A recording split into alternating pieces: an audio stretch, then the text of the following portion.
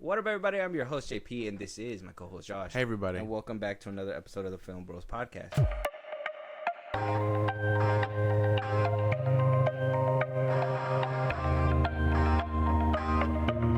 All right, Josh. So, as we speak right now, Disney is showcasing their new movies. Toy Story 5. They're showing a new character with Conan O'Brien. There's kind of like a poop calculator or something. What? Yeah. We're getting an Ice Age 6. There's so much happening, but I think that's all gonna have to be saved for the next episode. We do have obviously things to talk about here, but I just thought it was interesting that they decided to smack this right in the middle of our recording time where we can't pull it up. I mean, I don't want to sit and wait. And what if they pull out the chairs? No. What if Avengers is like, look, man, we're pulling out? Well, it seems like it's only Disney stuff, like Pixar and animation stuff. No, Paul Rudd had a speech. Paul Rudd? Yeah, Paul Rudd. He was on the screen with the Russo brothers too. Oh shit. So I mean, all that stuff's gonna be pulled up later, We'll probably by next week and all that stuff. Yeah, right. Paul Rudd is Dr. Doom instead of RDJ. We got a little bit of clarification with some of the rumors that are happening, swirling RDJ and Ryan Reynolds. Not from them, but from other sources and stuff like that. We got a lot to talk about, but yeah, I really wanted to talk about that Disney stuff. I was hoping they were gonna be done. No.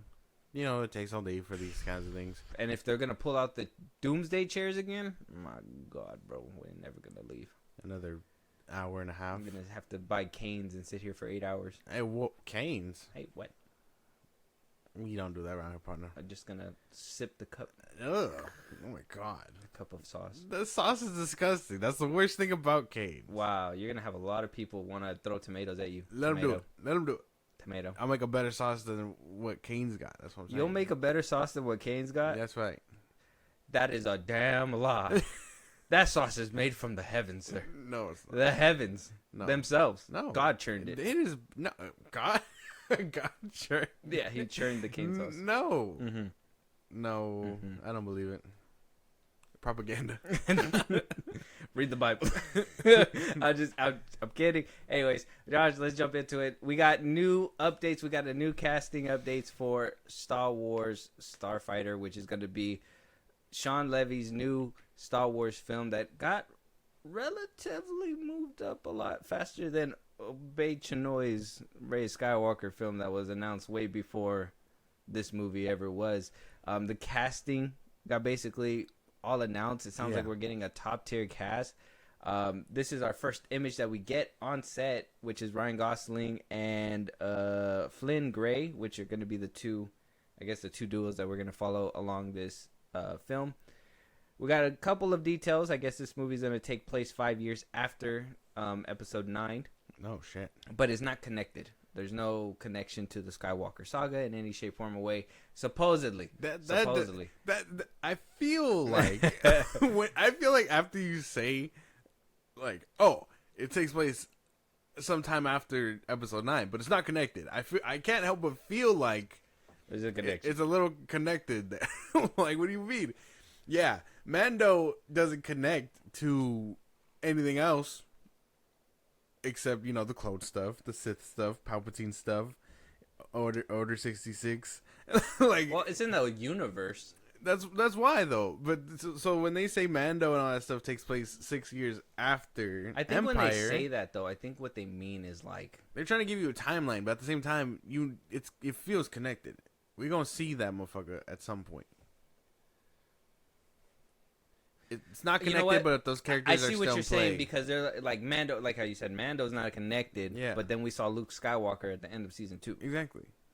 So he's not connected until he is connected. Until they're like, oh, you know what? It's a fan favorite. What if he met the other fan favorite? Yeah. What if we just mingled them all together, even though it doesn't make any sense? Sometimes it does, though. Yeah. They really had to make that whole Darth Vader Obi-Wan rematch. Like, they really had to talk to people. Yeah. To make that happen. They're like, how can we do this and still stick to canon? Mm-hmm. I mean, like I said, Sean Levy is going to be doing this. I just like the cast. I really love all the casting announcements that happened. We have Amy Adams, who's going to be starring in this film. Ryan Gosling, like I said. Mia Goth. Interesting. Matt Smith, he's supposed to be the villain in this film, which great. I mean, British people make great villains. Aaron Pierre, he just got off Green the set of Lantern. Lanterns. Yeah. Daniel Ings, Simon Bird, Flynn Gray, and Jamal Westman. The top 5, I would say, are like where I'm excited. Well, yeah, I mean, the whole cast seems pretty stacked, especially for a Star Wars movie, which is insane. Because usually you'd pick Maybe like lesser one known person, and then lesser known people. Mm-hmm. Because think about it. I mean, Episode 7 had a bunch of newcomers, and then Han Solo was tied to it. That was like a big marketing push for them. Mm-hmm. So, I mean, strange. Solo and Chewie, yeah, they were the big ones. They were the legacy characters. Yeah. And then, what happened to them happened, and that's water under the bridge. Right, but that's what I'm saying. Like, you would think. But Sean Levy's like, no, we need star power. Top tier cast. Star Wars isn't what it used to be. It just can't draw it in by name anymore. I think they're what they're doing is, I think they're gonna turn that new leaf where they're gonna try to make these movies a little bit more male orientated, more I guess more of like how people were saying, like more visually appealing. And one thing that Sean Levy knows how to do, that's one thing I can't knock for him. I know some people are like, well, he made Free Guy. Okay. And he made Deadpool and Wolverine and whatever. And I'm like, yeah, he made those films. But I think with time and effort and like him actually trying, he'll churn out really good products. Like that movie on Netflix with Ryan Reynolds and the kid or whatever. That one's really good. I can't even like, for a Netflix film, I was like, dude, this man like went from Free Guy and then made this movie. Yeah. And I'm not even mad at Free Guy. I think Free Guy is good. It's like one of those movies like Ready Player One and all that stuff. Like Free Guy, I felt was a fun time. It's hard to watch it over and over again because there's just so much happening all the time. It's just difficult. Yeah, it's just a lot happening, and I mean Taika Waititi's in there, so I mean that's do with that all you with what you will. I just think that it's a fun movie that I really enjoyed that one time, and I think same thing with Deadpool and Wolverine. It's a fun movie that I enjoyed that one time, but I feel like if he can like really nail this Star Wars thing with this casting and all that stuff, I mean, it looks like to me like he's gonna be churning out an all-timer like what he did with the Adam Project. That's what it's called. You might be right. I mean, I don't fault him. I don't think he does anything too bad either. I mean, obviously there's the comedy bits. I think that's the only thing. If he can let go of like his comedy, we can be okay. But that's what I'm saying. Like in the Adam Project, it was perfect. I don't know. Because they also had some cringy jokes in that one, too. Well, that's Ryan Reynolds. You gotta know that's Reynolds. That's not. Well, that's not the kid also. I mean, the kid's delivery and all that stuff too. He was like a mini Ryan Reynolds, essentially. He was a mini Ryan Reynolds. Well, yeah, but like no, not just for the movie's sake, but I mean like acting wise, like the whole scene where he's like, he is him to pray to get spanked. Spoiler or whatever. That's him. Bro. You know what I'm saying though. That's the point. I hate it. I hate everything about this conversation. It's like Shazam, the first one. Like it made sense when what's his name, the one that had a meltdown, was doing the same thing as the kid. Yeah. Because it made sense as Ashton, right? That's his name. Like it made sense. But then in Shazam 2, it didn't make any sense because he was different than this guy. Right. So it was like, what's his name? Levi. It's Zachary. I'm starting to forget about him now. Like because he's not in the tabloids right now. Yeah, we pummeled him into the dirt. Basically. Like it's over with. Like it's done. So like I just forgot. But yeah, just kind of something like that. The Adams Project captured that. You're sleeping because that's supposed to happen. How dare you? No. How you knock it down for a point for something they was supposed to do? It's just the comedy that I can't get behind. That's it. Well, yeah, that's Reynolds. I need him to take Star Wars a little bit more seriously because this is. As long as we don't get a Reynolds cameo in Star Wars, I'll be okay. That's it. I can see it happening. I can see him fucking being like an alien or something. No, he wouldn't even be as humble as Simon Pegg to be an alien. Simon Pegg. I don't know, but I think the casting sounds great. This movie sounds pretty cool. I have a problem with the aspect that, like I said, I've put it on Twitter, but like this movie could do bad simply because there's no lightsabers.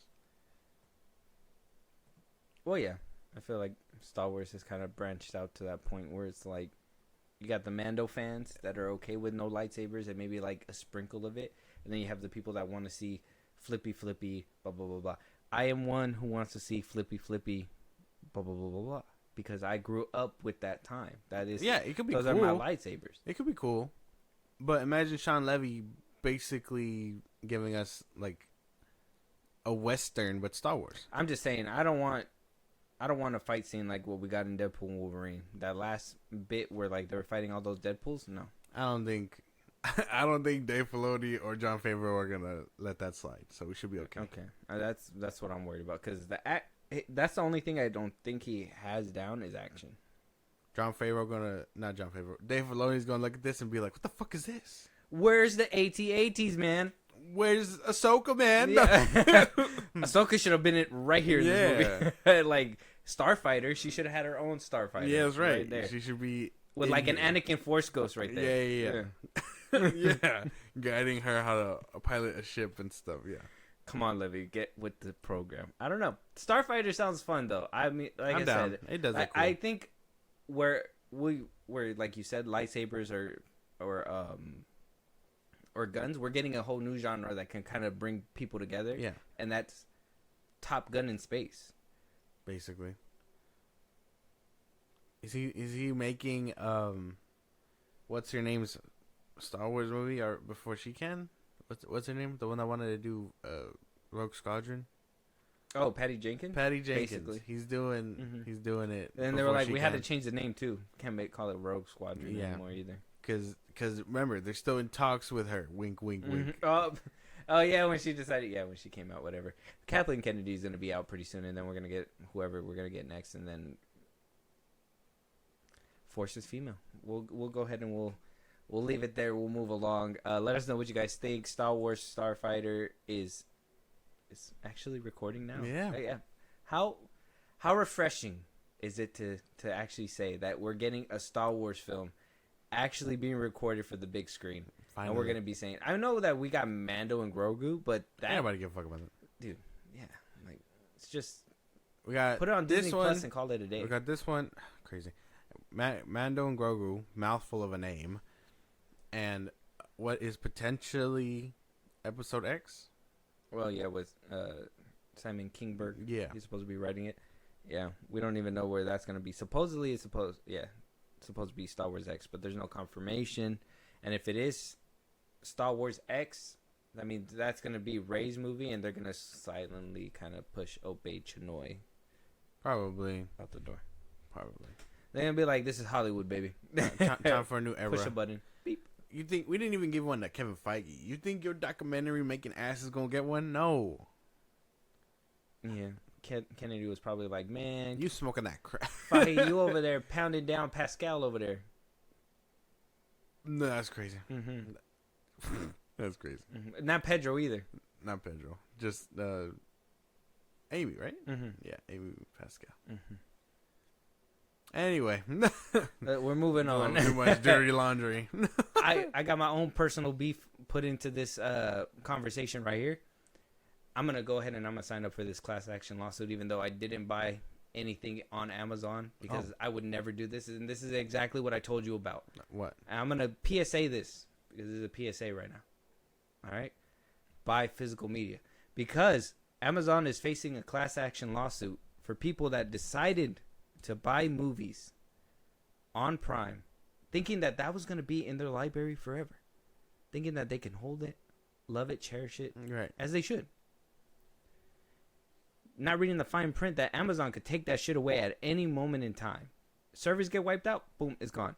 Apparently, that's happened to a few people. Oh, fuck. People bought titles and lost it completely from their library. Had to rebuy it. They probably bought it years ago. Yeah. Had it sitting there. Go back to try to watch it. It's not there. It's not theirs. You got to pay for it. So, a lot of consumers are like, we're buying this movie. Why isn't it ours? Apparently, the fine print said, at some date and time, it eventually goes back. Like I said, PSA, buy physical media. Stop buying this internet nonsense, okay? Put your tinfoil hat on. Oh, my God. And you take your ass to, not Best Buy anymore, because they got rid of physical media. Get rid of them, too. Go to Walmart. They got a whole section. Oh, my God. With your tinfoil hat. Yeah. Get some physical media and be like, they'll never take it away. TED Talk over. They're going to have to pry it from your cold dead hands. A little fucked up. I mean, at that point, are they issuing a refund? That's why they're getting a lawsuit. Because they're not? They're not. All right, then. All's fair and whatnot. I mean, if they can take it, they should be able to issue a refund. I mean, yeah, eventually it's going to go back out of your library.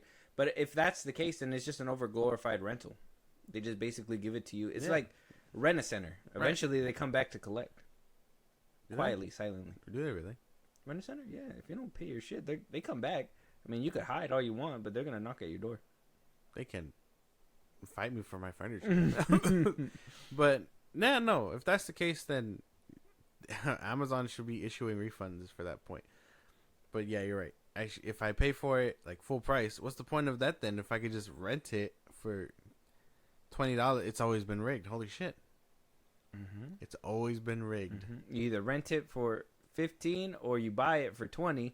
Keep it in your library for a couple of years. Come back, watch it a few times, binge it, and then when you forget about it, we're taking that shit back. Right, and you $20. Mm-hmm. That's fucked up. Fuck you, Amazon. Bezos is like I'm gonna take this a back. thief in the night, bro. Right?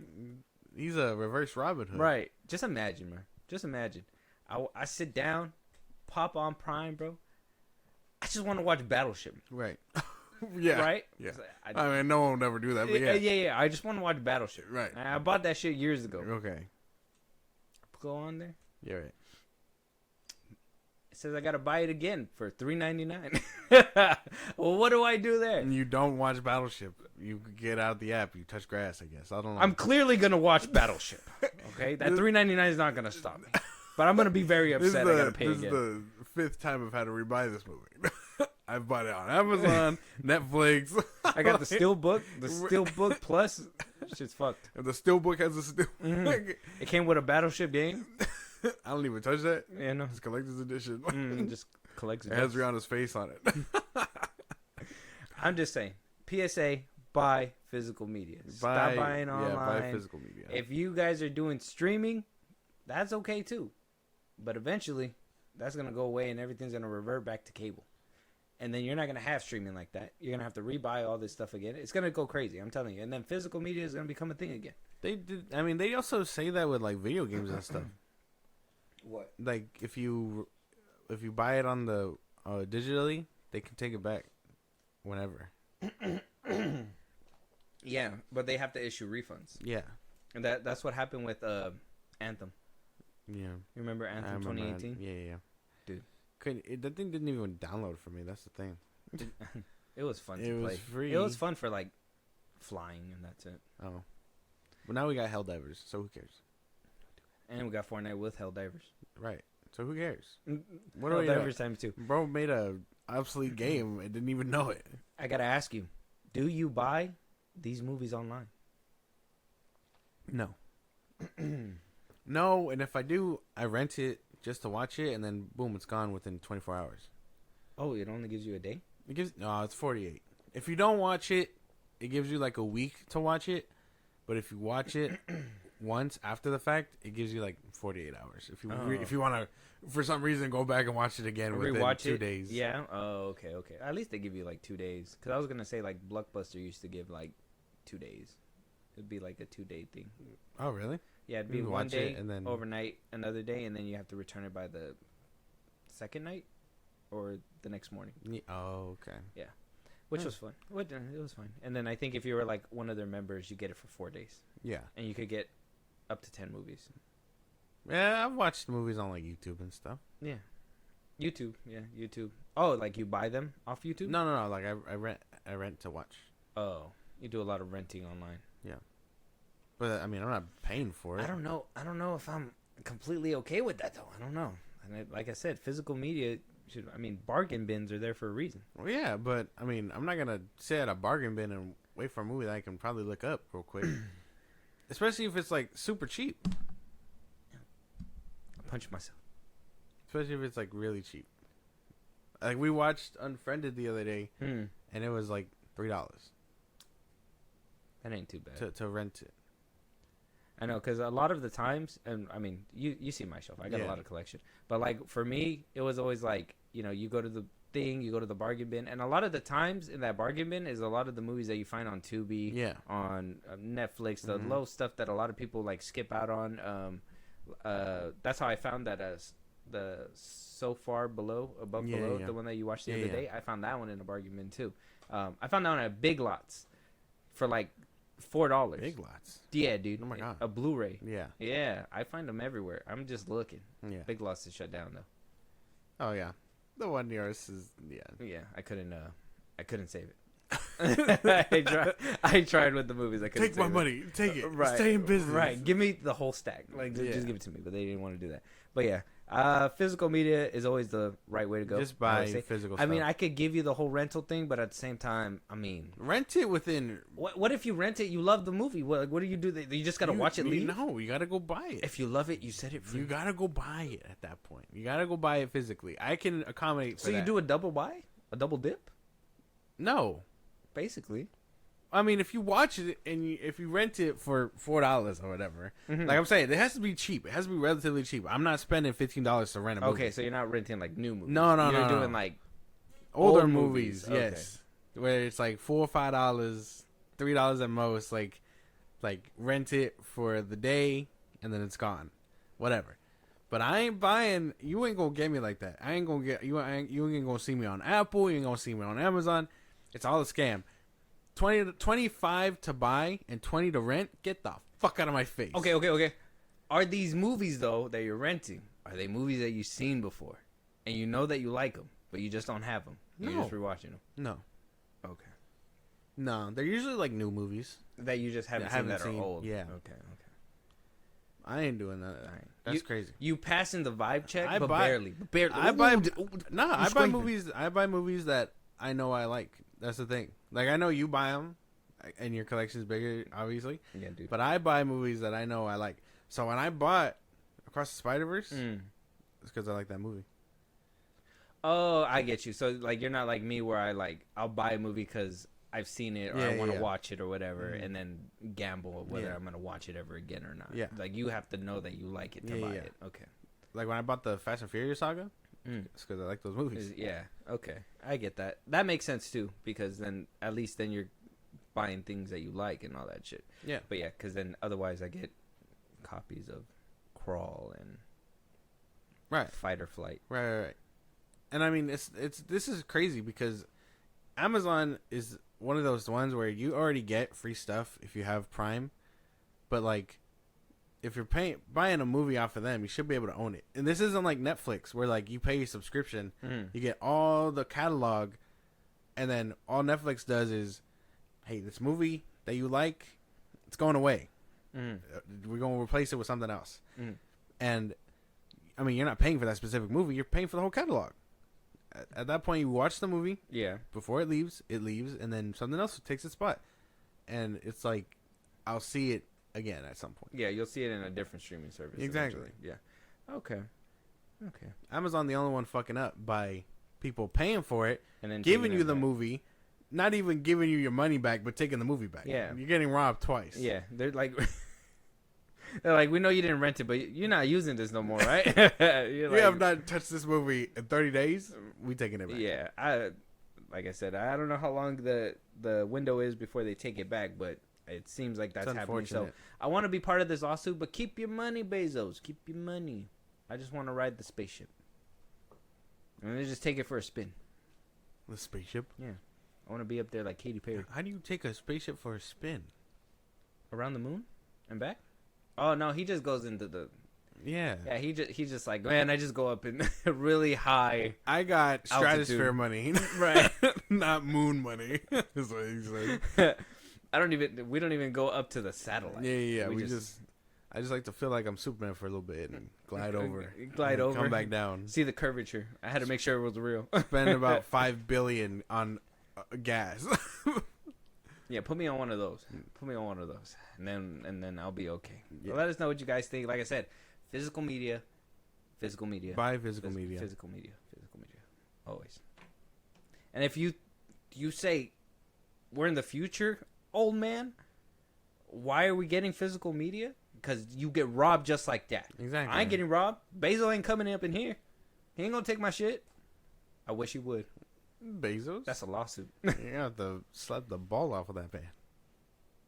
Oh, dude, he probably got like big old bodyguards. They're gonna break in for him. He's gonna be standing at his Rolls Royce in front of my house while these guys Take are everything. thrashing me. Take everything. Yeah. He's gonna pull up in his spaceship. I want all the movies. Bring them here. Let us know what you guys think. Moving on, last but not least, Josh, this quick little subject. I needed to pull up this this image right here that has been circulating, and we've been hearing a lot of adjustments and a lot of weird stuff. Well, you've heard of a top 5, right? Top 5. You've heard of a top 10, right? Some people have even heard of a top 3. Mm-hmm. Okay, right? That's all, Yeah. We are now in new range territory because now we're hitting the top 11. Oh, not top 10, top 11, not top 15. What an odd number. We're hitting a top 11, and I found it hilarious that a lot of people just wanted to make this a thing. They wanted to point it out on the internet, and a lot of people actually want to defend this thing. It's a DC highest movies list that was made by Culture Crave, and I feel like this had to be a little bit of a dig. It had to be a rage bait. It had to be like there was no way, because I looked on IMDb, I looked on a couple different sites, and they'll have like the DC's highest movies of all time, right? But they cut off at 10. Culture Crave said, you know what, we're gonna rage bait. We're gonna go ahead and get people to show talk you about guys where it's at. We had to talk about this. So this is what we're talking about. We have the top 10, 11 highest grossing DC movies of all time. Okay, at number 1 we got Aquaman. Okay. At number 2 we got The Dark Knight Rises. Pretty good. 3, Joker. Okay. Pretty good. What is it with Joaquin Phoenix? Yeah. 4, The Dark Knight. 5. Wait, hold on. The Dark Knight Rises, the third one. Yeah, is second. God dang. Okay. Dark Knight is the Dark Knight is fourth. Yeah, The Dark Knight Rises obviously made more because The Dark Knight risen it to that thing. Obviously, rises. They're like, we're rising the box office. We got it. BVS is at number 5. Naturally. Wonder Woman's at 6. Pretty good movie. The Batman with Robert Pattinson. During COVID. 7. Suicide Squad, 8. Man of Steel, 9. Mm-hmm. Justice League, 10.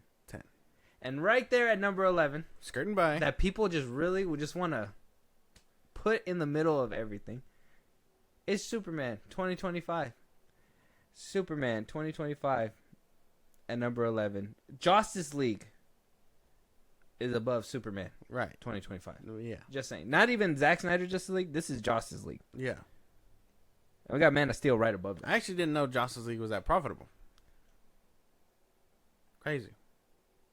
We were all bamboozled. Mm-hmm. Justice League made almost as much as Man of Steel, and that was a botched mess. Think about that. That was a botched mess, and it still made about Man of Steel. Yeah. Man of Steel made that. Like, if you look at the timeline, BVF's obviously went up. Suicide Squad kind of went underneath.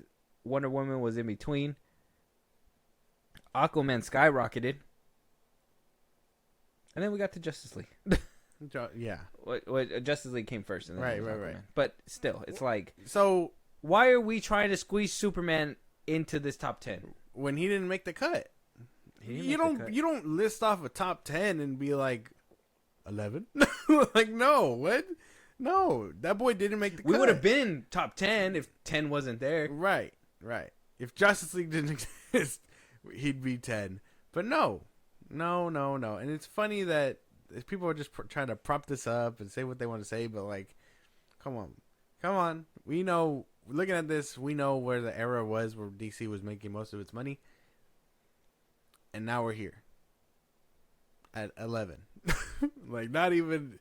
If it was 10, I'd be like, all right, just beat Justice League. Right? But no. Like, I would have had people, like, it would have been okay with me if, like, it would have cracked almost to 670. If it would have cracked, like, 650, right? Something like that. This is the low 600s that it's at right now. I think at the time of recording, I think it's probably going to be hitting, like, 610. Yeah. It slowed down significantly this past week, which is obviously because... It's on streaming. and digital. And I've seen also that...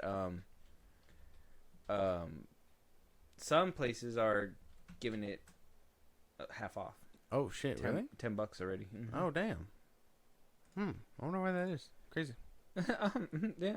Oh, actually, yeah, 607. Not even 610. It's at 607 worldwide. Oh. Sounds about right. Crazy. Top 11. There's your there. I mean, I guess like you made it to the party, but you're in 11th place. I guess, bro. If you're excited about that, if you're happy about that. Let me see. So YouTube's 14, 20 on Prime. Fandango's at 14. We just established don't buy anything off Prime. Yeah, seriously. Yeah, man. Can't tell you enough how funny I thought that thing was. I know, like I said, I know it's just a rage bait culture crave, just rage baiting people, but I think it's funny that some people actually feel like they need to defend this and be like, it's close to Man of Steel, it's close to this. Dude, it's under Justice League. Like, it would be different if it was in the 10th spot, but it's just not. And I, like, the arguments are just insane for me sometimes. You couldn't make the cut. You got 4 Batman movies up there. Oh, yeah. Before the 10th spot is over. 1, 2, 3, 4. Crazy. Because that era was just... They were making the money left and right. I don't know how anyone at WB saw Zack Snyder's movies and were like, we're not making a profit. We're not hitting crack billies. But they were there. They let the Twitter noise get to them. They were close. They were so close. They let the Twitter noise get to them. And then look what happened. Yeah. Twitter noise happened. So, like, we did all this for what? That's just my thing, all right? At the end of all this, like, you can make a top 10, 11 list for, like, a rage bait. You can say, oh, it almost made Man of Steel money. You could say, oh, that, you know, it's building the DC brand. It's doing this, it's doing that. Dude, we went through everything from 2016 to 2025. We went through all that. We're going through a Peacemaker retcon. Right now. Everything. All things considered. And Superman couldn't even crack 10. The movie that they were trying to replace. Right. So at that point, what's the point of a reboot? You couldn't even beat the movie you were trying to replace. And people on Twitter are still talking about the movie that they're trying to replace. You look at, like, for the first week when it came out on digital, you seen the Superman stuff all over the place. After, like, a week, the second week rolled over, a lot of people started nitpicking the motherfucker. Now we're at the point where people are starting to revisit it and be like, this is actually not as good as people thought it was. It's not good. Point blank, period. Whoever said that it was good, they just trying to get in a James Gunn movie. And if that's what you really want to do, I'm sorry. If you haven't seen Peacemaker season 1, episode 1, season 2, episode 1, this man sewed a bunny coochie on a costume. Yeah, that was gross. And had an orgy in the first episode. Right. I'm scared to even watch the second one. I'm right here, like, I want to watch DC stuff. And this is our DC. Can't do that. And our DC can't even, like I said, replace what it was trying to. You know what the crazy thing is, too? People were like, James Gunn is the greatest comic book movie director of time, whatever.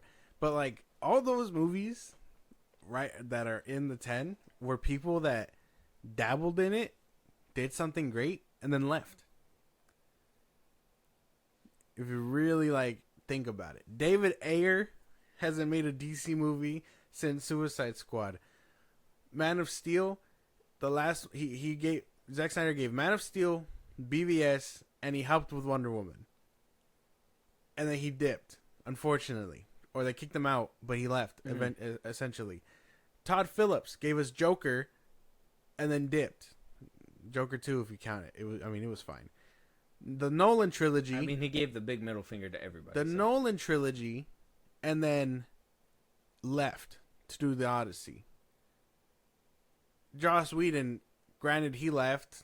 He's a shit stain on Hollywood, but, like, he got kicked out. He gave you something that at least hit top 10. You know, and I mean, he was somebody that went through all kinds of different things and then found his little niche within the Matt comic book Reeves, stuff. out of COVID, dipped into the Batman, and we have yet to see a sequel 6 years later. Almost 6 years later. But he did the Penguin. Right. And then Aquaman, I don't like the second one, but that first one was crazy. James Wan dipped his toe in. Yeah, they fucked around with the second one. But yeah, like he gave us something good and left. James Gunn gave us Guardians films, and then he gave us Superman, Tremors, Brightburn, and Suicide Squad. Suicide Squad ain't even up here, so fuck that. Superman didn't even crack 10. What can we say?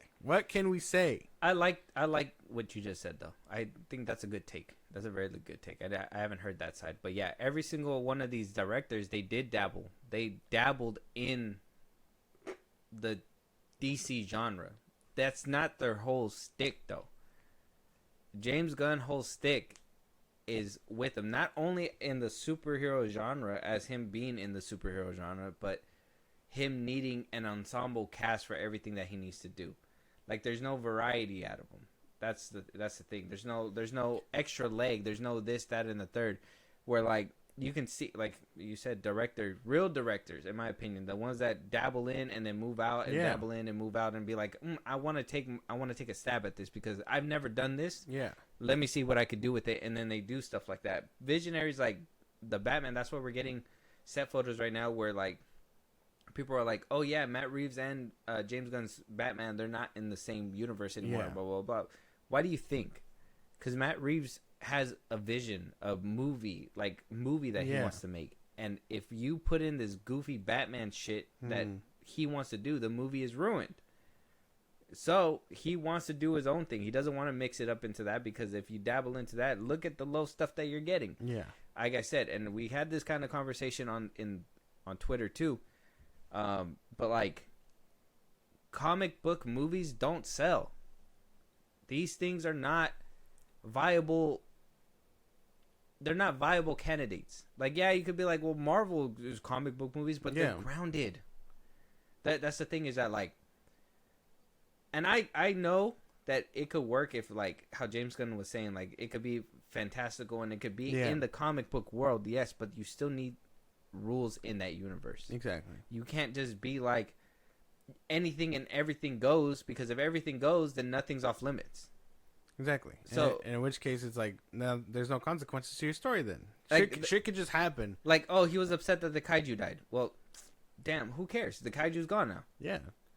Who cleaned it up? Where did it go? Literally, in Man of Steel, we not only got a continuation right from the back end of Man of Steel to BVS, but that alien spaceship that crashed, that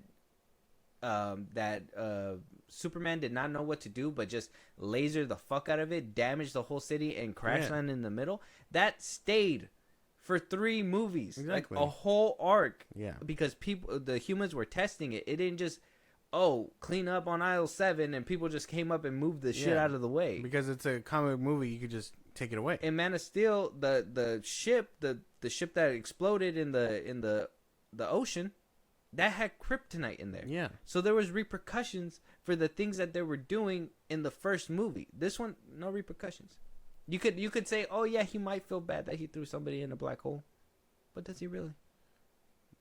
We don't know. Yeah, no. Like, that's the thing. Like, consequences in movies and stuff, in those kinds of movies, just don't exist.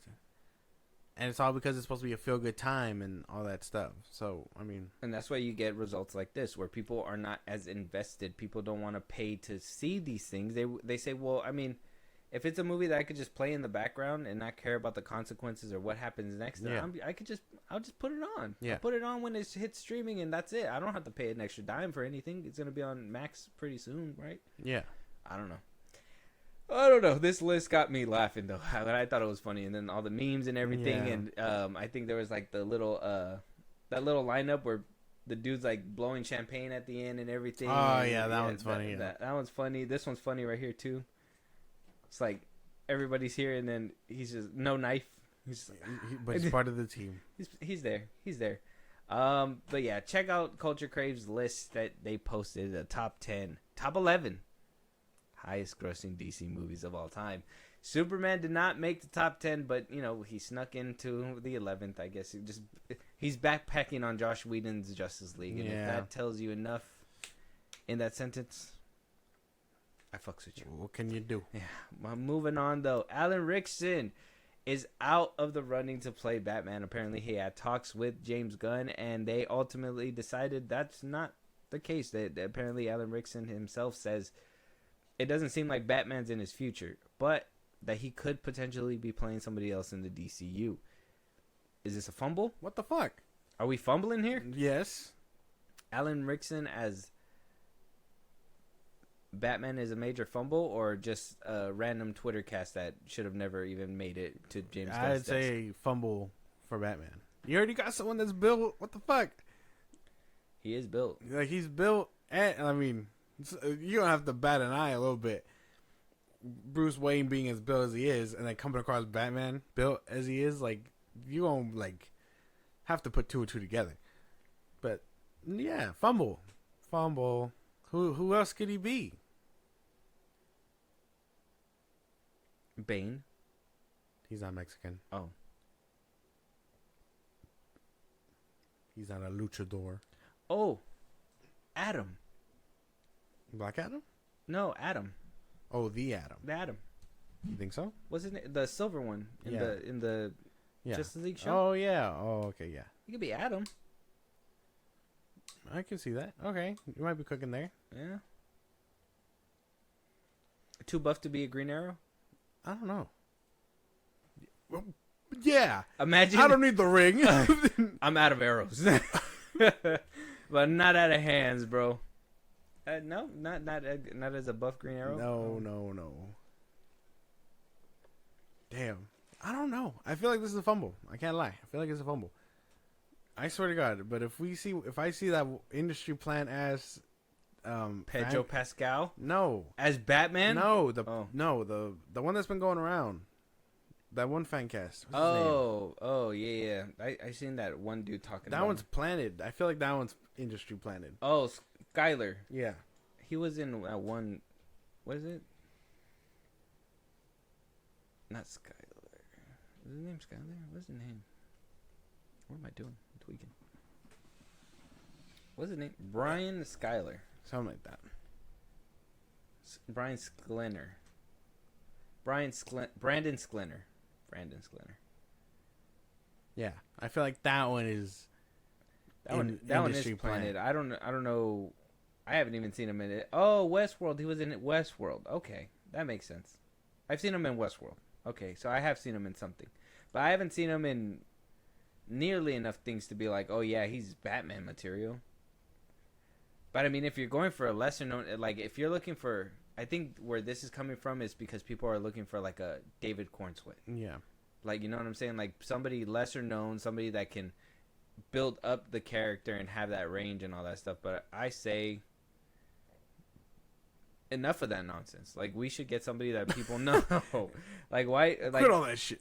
That's another reason why I think Superman probably, not just the comic book aspect, but the fact that, like, David Cornsweet is the leading role. To me, he's like, he's a nobody. Nobody knows him. Nobody cares about him.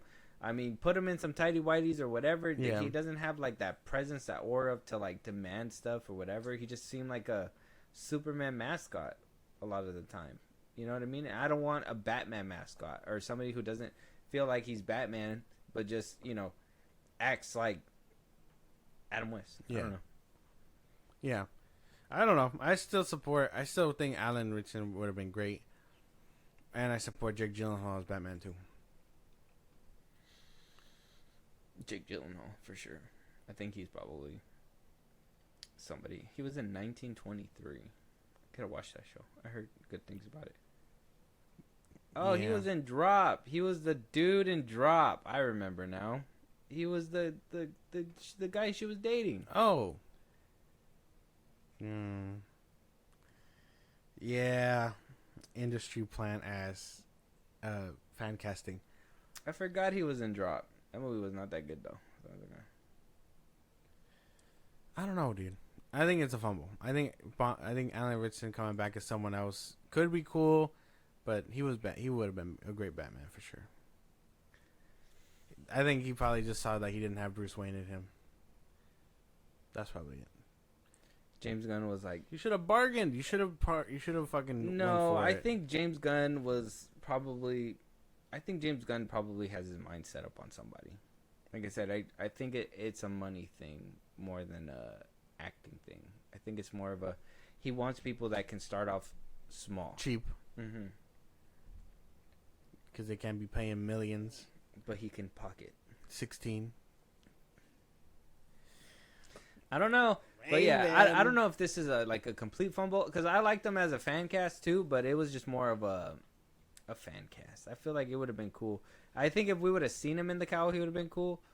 But as like somebody with range, I don't feel like Alan Ritchson has shown that he has that much range. I liked him in that, what is it, the Blue Mountain State show or whatever it was, but I mean, he was funny. He was like a frat boy funny dude, and yeah, he has that range to do comedy. I mean, everybody can do comedy with a good script, right? Yeah. But like, as Batman, I don't know. Can he do what Pattinson was doing and emote with his eyes and, you know, be able to speak like, you know, with his mouth and all that stuff, like be able to like show his emotions with his like lip and all that stuff. I feel like that was something that Ben Affleck was able to do too. Like not just emote, but be able to show you his facial expressions from behind the mask regardless. You know what I mean? Yeah, you might be right. I don't know. I guess my dreams are crushed. That's where I'm at. All right. Well, let's crush him some more. No, just kidding. Let us know what you guys think. Alan Ritchson is not going to be your new Batman, and apparently Chris Pratt is not either. Thank God. James Gunn debunked that as well. So. I guess if we're handing out an L and a W, keep Chris Pratt away. Yeah. I guess that's fine. Yeah, but we might still get. He's going to be Booster Gold. I don't know why the fuck he's being a bitch about it. He's going to be Booster Gold. It's going to be Kumal. No, he's not. It's going to be Kumal. No, it's not. I feel like it's going to be Kumal. I don't think so. Why wouldn't it be Kumal? He's funnier. He's way funnier than Chris Pratt. Nah, I don't think so. Maybe I just don't care for Booster Gold. I honestly, nobody cares about Booster Gold. Then nobody gives a shit about Booster Gold. Nobody gave a shit about Peacemaker, as you can tell by the viewership numbers. But we'll talk about that when the actual Nielsen charts come out. That'd be interesting. Nobody cares about Peacemaker. Nobody cared about the Mr. Shark. Nobody cared about Bloodsport. Nobody cared about any of that. Mr. Shark, Killer Shark, yeah, whatever. King Shark, yeah. I liked him on the CW show, but that's about it. He looked good in that show. Yeah. This one was just Sylvester Stallone grunting. Friend. Mm-hmm. Yeah. Kind of as in the same lane as Vin Diesel saying, "I am Groot" all the time. Yeah. I am Groot. You know that man sent Kevin Feige over 1,000 ways of saying "I am Groot." Yeah. Yeah. Well, like, a couple of them is just like "I am Groot." Family. Oh, yeah, sorry, I got the wrong lines in front of me. Wrong movie. And then he actually dips into Riddick a little bit there. Yeah. He's been working out. I saw that. He's been working out. He's losing the gut and stuff. But that's pretty cool. I'm like, when is Riddick supposed to be filming? I thought he was supposed to film that a long time ago. I think what happened is he didn't like how he looked in X either. So he's like, I'm getting shape so I can shoot these movies back to back. He saw the memes that everybody was clowning him on that when he was on stage and he was just looking like a fucking Modelo bottle. Right. Dude is crazy. He was he was fat. He was fat, dude. He was fat in at the Grammys or whatever, or at the Emmy Awards, where he was like, "Hey, Dwayne," remember? Yeah. Oh, and dude. then he was big on stage when he was like, "We're taking it back to the streets," and then now he's getting in shape. He's getting in shape for Riddick. Yeah, this is him at that appearance. Look at that gut. That boy was pounding down the cheeseburgers, this man. He's like, I need a family meal. It's like, sir, where are your kids? Don't worry about that. I need the fucking family combo right They're now. always with me in my heart. Yeah. I'm eating for two. Me and Paul. Dude is him and Paul is crazy. Yeah, no, he is way too now he's getting into shape. I'm excited to see him in shape again, but yeah, I don't know. Interesting. Let us know what you guys think though. We're gonna be moving on. Josh, since you are such a fan of Wicked and everything that they're doing over there, and you're just like super happy about it. What? Now we're getting Blake Shelton. All right, hear me out. Gwen Stefani. All right, and while Prime is going through their own struggles with the whole movie fiasco, on the other side of things, Prime is working with them to go ahead and produce a new Wizards of Oz take, a modern take for the modern audiences. Oh, there's gonna be singing, and there's gonna be a lot of there's gonna be a lot of modernization, and they say that they want Dorothy to become a symbol of strength that shows us that with a little kindness and a lot of grit, you can not only achieve things but also lift up those around us. I'm excited to bring the message to the world more than ever, says Patrick Moran, who is one of the executive producers, along with Gwen Stefani and Blake Shelton and Lee Metzer. Mm-hmm. So we're getting a modernized take of Wizard of Oz. Euphoria, but Wizard of Oz. Holy shit! Imagine that. Crazy. That's what it sounds like, anyway. Let me paint the picture. I want the line "addicted to crack." Oh my god! You said Euphoria. No, you said Euphoria. They clearly do crack in that movie. My man, I can't help but feel like it's all gonna be a metaphor. Dorothy and the Tin Man are boning, 100%. The Tin Man's a drug dealer. No, okay, no, look, because what is it? Is Dorothy the lead one, right? Who they're probably gonna give her some kind of addiction or suicidal thing, something like that. I'm telling, that's the modern day. I read something. Y'all need medication. I read something where the yellow brick road is gonna be like a metaphor for like getting right. Lines. So, no. No. But Dorothy is probably going to have something like that. What is it? The Tin Man wants a heart, right? So it's probably going to be someone that's weak and not as courageous, and he's going to learn to love himself and all that stuff. What is it? What's the lion? Fear, right? He's going to be scared. He's going to be a bitch. He'll learn how to man up. Scarecrow is shy. Shy. Is he? Yeah, he's a shy one. Oh, okay. He's going to learn to be strong and himself and all that stuff. Confident, yeah. And the yellow brick road is basically what they're going to strive for, which is just the right path of learning how to be yourself and all that shit. And then I don't know how the Wicked Witch is going to fit into any of that. Maybe that's addiction. I don't know. Maybe the monkeys are crack lines. I don't know. Somebody get this monkey on my back. It's like, no. I don't know what any of this means. When you tell me modernized Wizard of Oz, you just assume that we're not going to get a more modernized take of what came before. No, everything that they do that nowadays that say modernized, they're think pieces. They're all like down that vein. Yeah, that's why I kind of read it in that tone that I was reading. Bel Air, Fresh Prince of Bel Air. Will Smith was like, we're gonna modernize it, and he just gave us Euphoria. Yeah, without the sex. Carlton's a druggie in that one. He's an addict. Will Smith is the only perfect one, except he knows the effects of going to jail. The dad, we actually see him go through the struggle. What's his name? The uncle. Uncle Phil. Uncle Phil goes through the struggles of being judge and carrying the weight of the family and all that stuff. Being a dad. Ashley's a little prodigy. Fucking the other one. They made They made the sister like Hillary. They made Hillary an influencer. They made the mom an artist, a cheating artist, by the way. Like, and that's the thing. So that's the thing. That's modernization. They're gonna try and fit it down that vein. Will Smith was like, "I'm Uncle Phil, and that's Jada Pinkett Smith." Yeah. Damn, man. You hate when your life becomes art. Yeah. It's just not good. But that's what I feel like. Even though I'm in action, stop.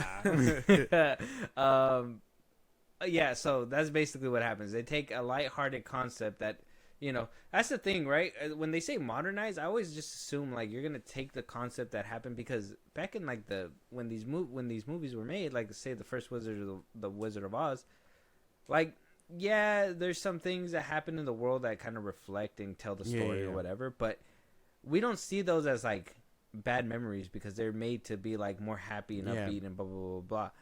When you look back at like Euphoria in a few years, you're gonna be like, what happened in this show? Like, who created it? Where did this come from? Whose mind?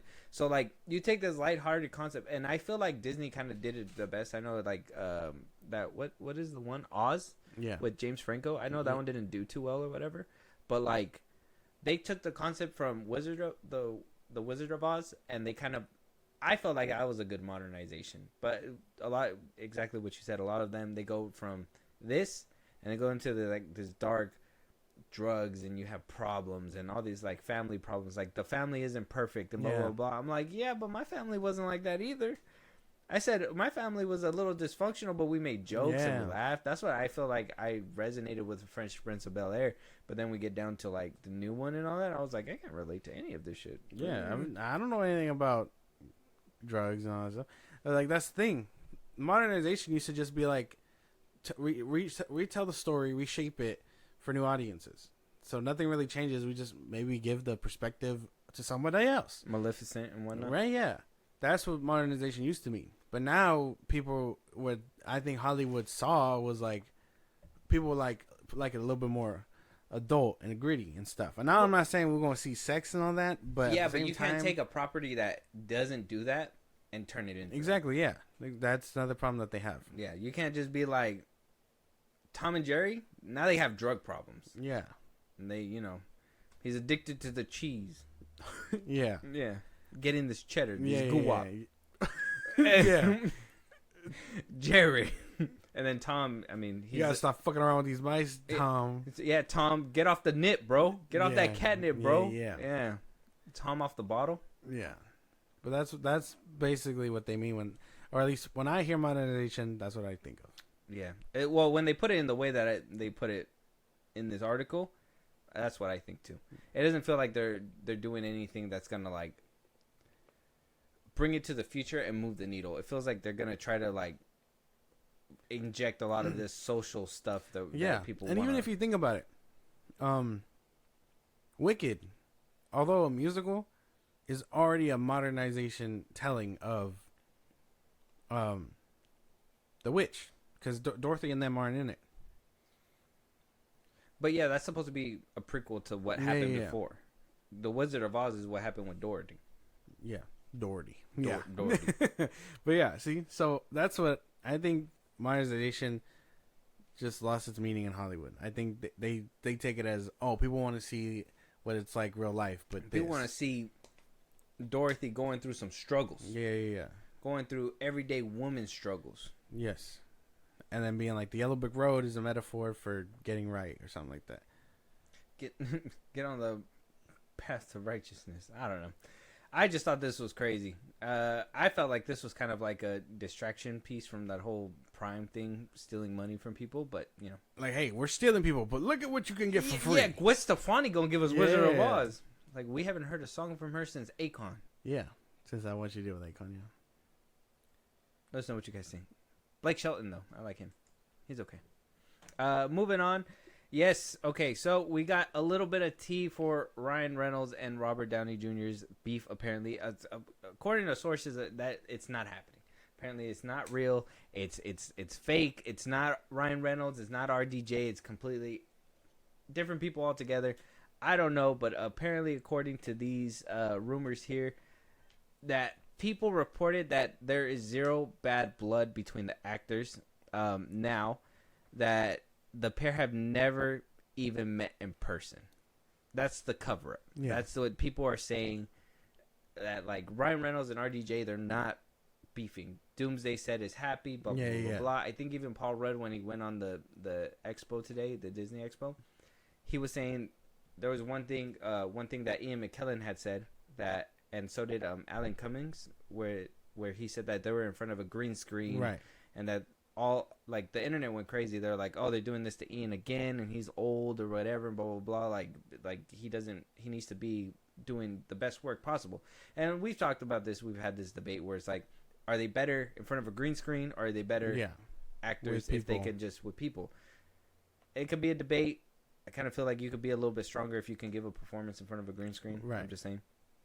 But that was kind of like a big old talking point. Now at the expo, Paul Rudd made it a point to be like, there's big sets and people are there and it's amazing and blah blah blah blah blah. Yeah. And we did see a couple of sets, and we seen the people that broke in, and there was like a big huge set that looked like a market. It looked kind of like the market in Black Panther, or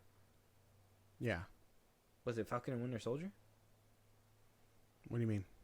That like market. It was with the girl, with the blonde girl. And yeah. They were like, oh yeah, she's totally not a bad guy. Oh she's yeah. a bad guy. Then Falcon and Winter Soldier. Yeah. So this is what the news is turning out now. So it says here that even though Ryan Reynolds is not technically a part of the Marvel Cinematic Universe, apparently, I think that's where a lot of people are trying to find the loophole. That, you know, because Deadpool and RDJ, RDJ was in the MCU, and they're in an MCU movie, but then, you know, Ryan Reynolds is still getting that whole spat with Fahey and trying to get himself signed on and, you know, kind of promoting himself before he even has been. Right. There's so much happening on this Doomsday set that is just ridiculous, and I think some reports are getting crossed around and whatnot. There's too much rumors. So apparently Ryan Reynolds allegedly made comments about Robert Downey Jr.'s wife, Susan Downey, on set, prompting Robert Downey to go after Ryan Reynolds' wife, Blake Lively. So they made comments about each other's wives. That apparently there wasn't a scuffle, but they got in each other's faces and they were pulled apart. A lot of other users on social media, and they're not verified accounts, so take all this with like a grain of salt if this is happening or not. Some people are saying that this is true and backing it up, saying that because RDJ had a prior beef with Scarlett Johansson. Apparently Ryan Reynolds and Scarlett Johansson, and also with Blake Lively, have had problems with ScarJo in the past as well. That kind of prompted all this to happen. Apparently, and I this is what I kind of pieced together. Ryan Reynolds was not supposed to be in this movie. Yeah, he was supposed to be in Secret Wars, but not Doomsday. I think that's why Fahey was kind of like, well, why are you promoting it? You're not in this one. I think that's why there was talks to be put into it, but I think Reynolds is kind of, this is where like my speculation comes in. So like I said, grain of salt is Ryan Reynolds and Blake Lively have both had a history of being kind of like a strong arm within the behind the scenes when it comes down to like moving the film, kind of like what what Dwayne Johnson does. You know, he kind of his comes production in and just sets up shop. Yeah, his production company kind of moves things the way it needs to be. Same thing with Ryan Reynolds. I think that his production company does the same thing. Him and Blake Lively kind of take control of things. So I think now that they're trying to move into this Doomsday set, and also we're trying to play nice, and I think he did try to play nice with RDJ. Made a couple jokes thinking that it was going to be lighthearted and fun. Yeah. RDJ did not take it so well. Right. And they got into the spat. Obviously, he's like, how's that thing going with Jonathan Baldoni? Yeah, right. That they settled. And Ryan Reynolds decided to, you know, get on his high horse and do whatever he decided to do too. So that's just kind of where like my speculation comes in. So it sounds like some of this can be true. I just don't know what it is. And they even said they reached out and nobody wants to be nobody wants to speak up about it when it comes down to anybody on set. So all these rumors are from third party, fourth party, but it does seem to look like, you know, a lot of people are saying it's not RDJ and Ryan Reynolds, but it seems like fingers are pointing to possibly them. It sounds about right. I mean, if one is on his high horse and the ego and stuff, the other one is just gonna prop himself up. I think they're both, right? We talked about RDJ being kind of like a diva on the set, apparently, doing reshoots, saying that he thinks he should do the scenes as reshoots, but then it's like, well, no, we got to do it in person, and so he reshoots it again. He's been he is the alumni. He's the guy that is kind of bringing it all together. Marvel came to him Yeah. because the MCU is doing so bad. Yeah. So he has every right to be like, bring me my coffee and fucking. I don't do this often, but because y'all are paying, I want you to steam dry my underwear. Like that's what RDJ's doing. Yeah. Like that's literally like where he's at. So Ryan Reynolds coming into a set that he probably was not even supposed to be there anyways. Yeah. Saying things, and Diva Downey is already on his shit. Yeah. They're gonna collide, and then he's gonna have to stand up and be like, "Well, what the fuck? What are you doing? You're not gonna talk to me like that." And they're gonna collide, and I think that's probably what happened. Probably. I mean, that sounds likely. I don't think it can be anybody else. These two are the only ones with big enough like egos to where it'll just step on each other's toes. I think they're the only two like mega stars in that roster. Like the rest of everybody else is like just following actors. along. Yeah, everybody else are just like around, but like those two are like the heavy hitters. Right. Those are the biggest ones there. I would think. Deadpool and Iron Man. I mean, unless you count Brie Larson. Doctor Doom.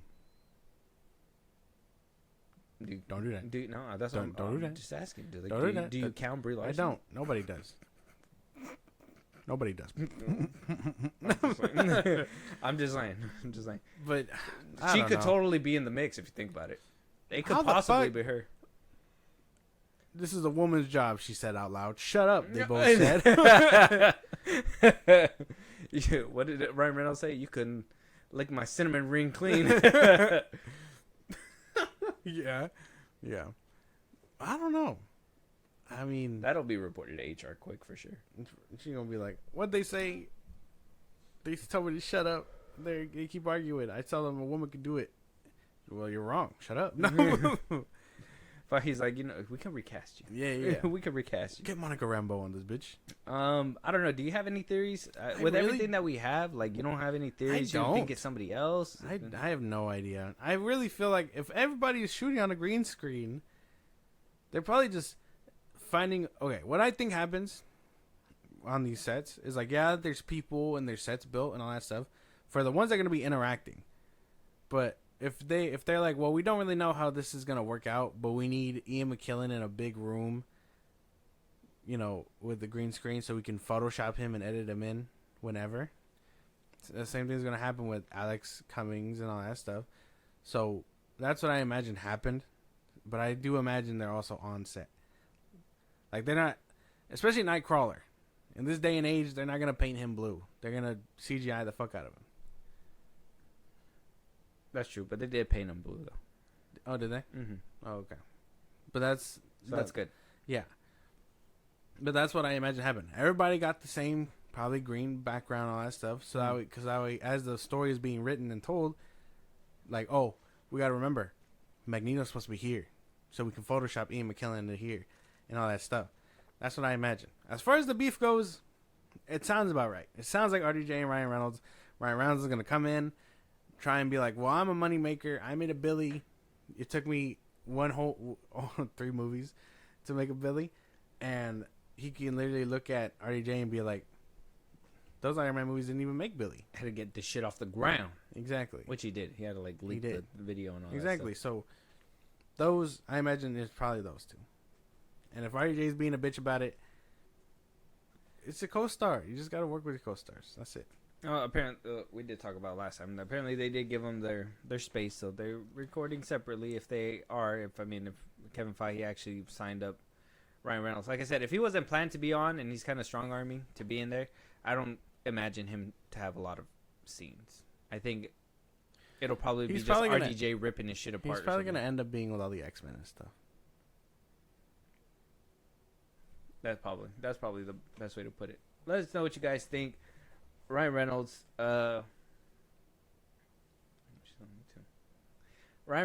and RDJ could potentially be the two going at it. We don't know though. Yeah, we don't know. We're just getting rumors and people that are backing it up. I really want to know because I just want the team. I wish John Roca would just kind of say it, but I know he's keeping his mouth shut. And I know he even said too, like a lot of people are just speculating and putting their 2 cents out there. And I mean, I want to do that too because I want to know. Right. I want to know who exactly. it is. Why can't you just come out and say it, bro? Right. Let us know what you guys think, though. Moving on, though, James Wan. Apparently, he's not taking this reboot lightly. He's taking the circuit. He's not directing the new. I think this is where this article got it wrong. But he's not directing the new Conjuring film, but he is a producer. Yeah. He did create the Conjuring universe, or helped with creating the Conjuring universe. Saw has been acquired by Blumhouse, Atomic Monster. And they are looking to either reboot or maybe a silent reboot. There's rumors and rumblings. So first things first, we got to take into consideration that Saw X was supposed to be made, right? Yeah. Up until February of this year. Yeah. They sold the rights and got back. Yeah, they sold. They wanted to bind the rights back.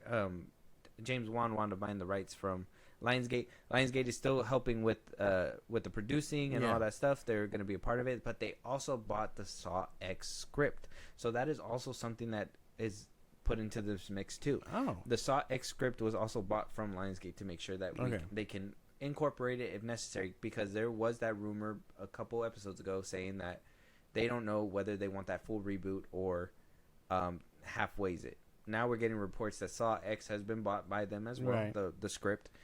And we're getting this from James Wan himself, asking about any update when it comes down to the Saw franchise.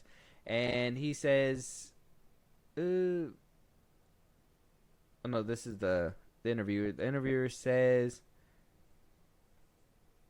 oh wait, sorry. 1, 2, 3. Wan says, any update, it's a bit early to talk about it, but needless to say, it's one that I am very excited about just because I really haven't had much to do with the franchise since the very early days. I guess it's challenging and exciting because I get to come back to the movie that started my career, the career for myself and Lion Wanell. I'm not taking this very lightly at all. I definitely want to find a way for the next movie to be respectful for what the fans love about the franchise, whilst finding a new audience for it. It's a 20-year-old franchise, and I do think finding a fresh start to some degree is important while still staying true to the world that we created. That doesn't sound like a complete reboot. No. That sounds like we are going to kind of do a patch job with James Wan helming the patch job. He's going to be retconning things. Yeah. If he's not doing a full reboot, he's probably going to be like, X happened, but he's which one does he die in? He dies in like 3, right? Yeah. Tobin dies in the 3rd. Right. So he'll probably be like 1, 2, X, 3, 4, 5, and 6 didn't happen. Damn, we're going to do a Halloween? We're pulling a Halloween with the Saw franchise? Probably. We're going to retcon some of them, so we're going to be able to watch them in various ways too. Yeah. Because that was one thing that I was very excited about with Halloween, like, because in those movies, I mean, depending on how you want, you can watch them in any timeline. You can watch them from 1 all the way to 5. Yeah. You can go 1, 2, and then go, The Return of Michael Myers, and then H2O. Or you can go ahead and go 1, 2, and then do the 2018 route. Yeah. And it's like, that's different timelines for different movies that are in the same or supposed to be in the same universe. Yeah. Is Saw going that route? Probably. Oh my God. That's what I'm thinking. If he's not doing a full reboot. I want Chris Rock to have another Jigsaw. Right? Spiral. I'm sorry. Spiral. No, don't give him another Spiral. I don't know. I think if you look at X and immediately was like, we should reboot. No. Because X worked. X brought back like the revival for the franchise. I mean, I know I liked it. I would say it did good enough to do another one. The fact that we're taking so long is killing hype, for sure. But no, I think they should do 11. Yeah, because I think a lot of people really like the last Saw movie. People, I mean, you liked it, right? For like, that one was your first theatrical experience when it came down to that movie. It was really good. I thought it was really good too. I thought it was a good way to kind of bring people together. Obviously, I have my reservations because I've seen the other ones, and I think the other ones did no wrong, right? Right. To me, I'm like, it's just murder. That's just me. It's just from his It's just from his standpoint. He's like, he didn't have anything. They wrote him into a hole, basically. Yeah. He died, and then they were like, "Well, X, he's back." I kind of liked the whole like, oh, I mean, obviously you're like, well, how can he be so prepared and have people waiting Yeah. and waiting and waiting in the cut or whatever? But I'm like, I kind of like that aspect that, you know, it kind of kept going, like his work was never done. But I do understand that it would make more sense if he was kind of like the main mastermind throughout all these movies. Like, imagine how different it would be if Tobin didn't die in the third one. Yeah. He faked his death and he was like still out kicking it and doing whatever he needed to do or whatever. They're gonna have to do a couple things for the patch job. I do think that they have to reboot 100% because Tobin's not going to be around forever. Unfortunately, that's the thing. That's just the thing. So, like, right? 11. Bruce Willis. Why would you say? I'm that? sorry. Why would you say that? I don't know. Too soon. The intrusive thoughts win. Too soon. Yeah, I know. But basically, what's gonna happen? I say maybe do 11 and wrap it up in a bow. Do Saw X, wrap it up, and then reboot. Yes. Give it a few years, reboot it again. Reboot. Just one more with Tobin Bell and the gang, because you already established that. Well, I mean, the ending of the last one was pretty good too. Them walking out in the white light, just kind of, and it's like, yeah, but we also know Hoffman and them are there. yeah. So do one more with the gang, and then we know how it ends. Do like they already have it. So 1, 2, X, 11, and then 4, 5, 6, yada yada yada. Mm-hmm. I would say 11, wrap it up, and then just announce a reboot, and that way people get their fix. So that way 11 ends. They're like, hey, that universe was nice. It was cool to continue it. It brought James Wan's flair back. Let's fucking do a reboot. And then you can call it, you know, whatever legacy sequel you want. You know what I mean? Not legacy sequel. Follow-up that you want to. They should just do 11, wrap it up. Because like you said, we already got pre-established stuff. And it doesn't make sense to try and keep doing it. Because you're right, Tobin Bell's getting older and all that stuff. So 11, end it with a bang. And then that timeline basically continues. Mm-hmm. And then just reboot. Get a younger Jigsaw. Yeah. Relatively younger because remember he's supposed to be an older guy. I mean, he doesn't have to be the reason why he was dying was because of cancer, not because of old age. So I mean, he doesn't really necessarily. Well, yeah, you can still make the same. Imagine how much more tragic it would be if it was a younger guy getting his life taken away, like him. Like he had no other ideas to do, so like the cancer is eating him up, and then. He could eventually beat cancer and then have many years to do this up until, you know, he gets cornered and dies. I don't know.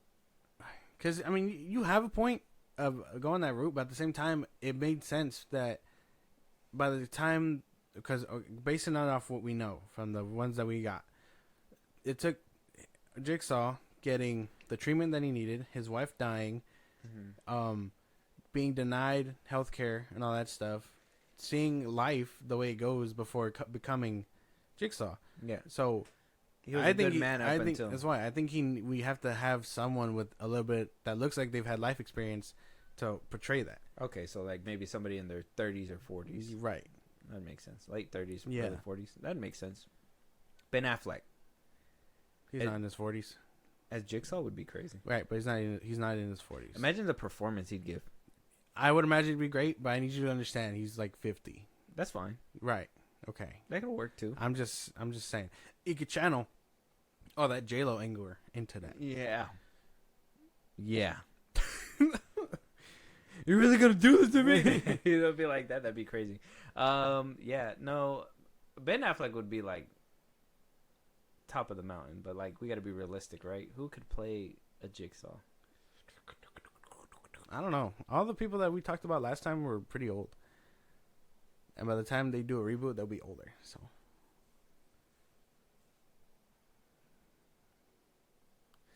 would it be weird to hear what's his name? Who? Anthony Hopkins. Would it be weird to hear Anthony Hopkins? Yeah. I want to play a game. I want to play a game. I mean, he's just because he's British. He's just an Englishman. So English. He's the most Englishman to ever English outside of like John Stewart and he or doesn't not have John Stewart. He don't have a lot of life in him either.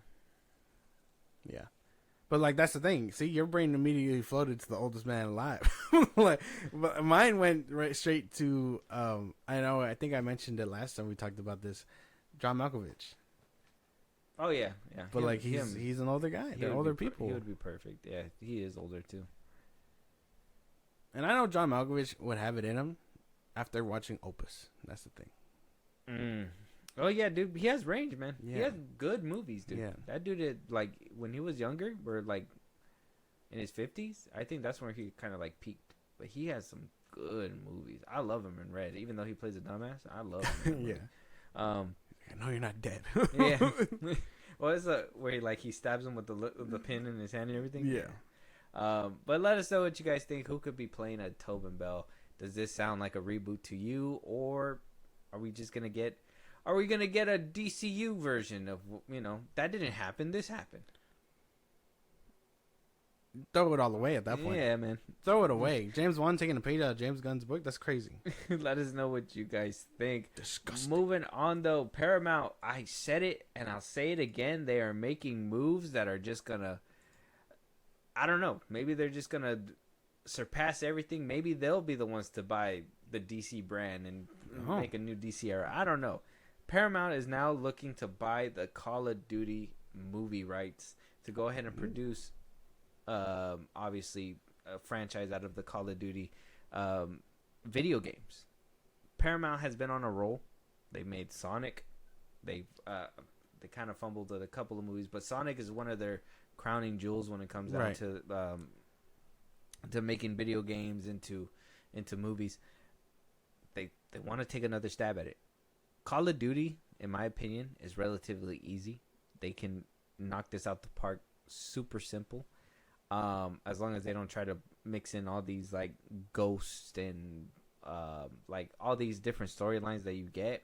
I know their urge is gonna want to go straight for Modern Warfare 2, Modern Warfare 3, Black Ops 2. Right. I know that's gonna be your knee-jerk reaction, Paramount, because you're gonna be like, those games were successful.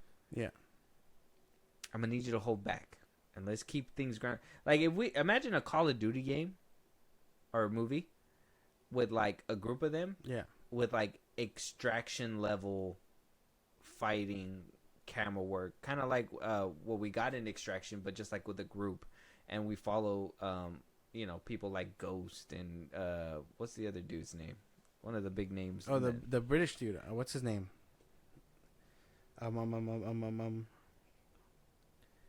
He bites the dust in Modern Warfare. Mm-hmm.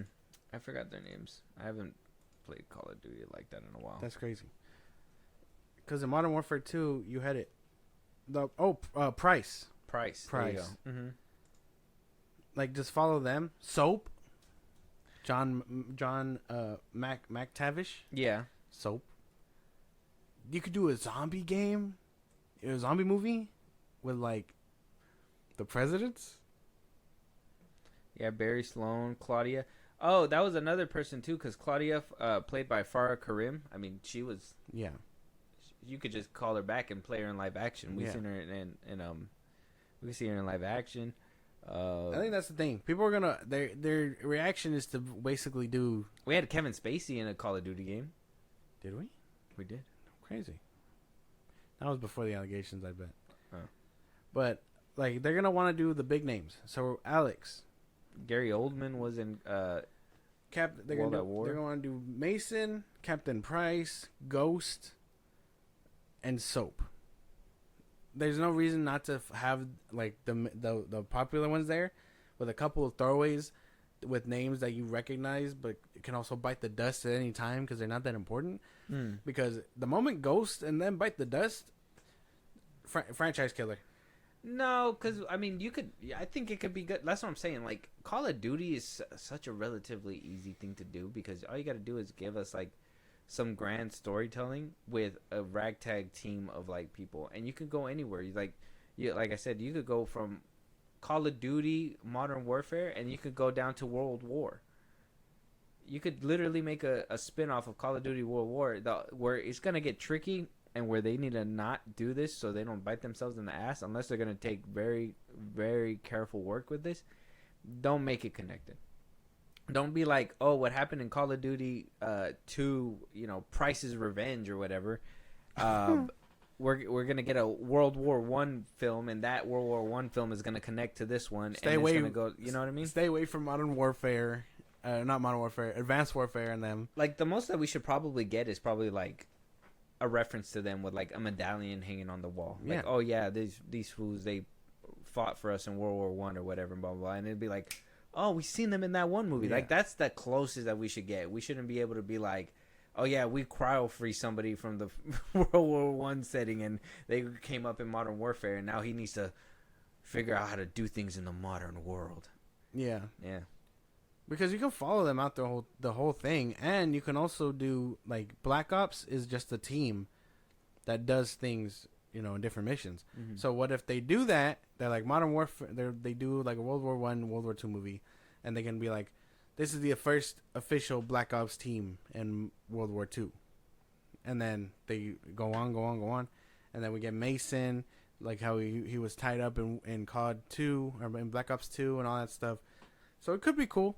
I mean, I could see it happening. They just gotta be willing to take the risk.